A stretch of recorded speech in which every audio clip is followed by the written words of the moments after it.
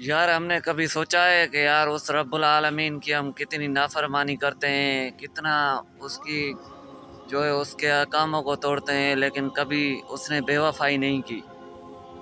हमें रिज़्क जो है अपने टाइम से देता है, इतनी बड़ी सहूलतें मुयस्सर करता है, लेकिन आजकल दुनिया में अगर किसी के साथ चलते हैं तो अगर थोड़ी सी भी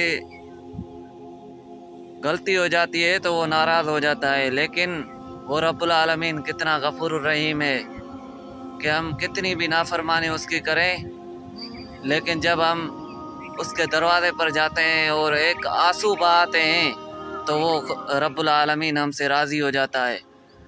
तो फिर हम ये इरादा कर लें कि इंशाअल्लाह ताला हम अपने रब की बात मानेंगे।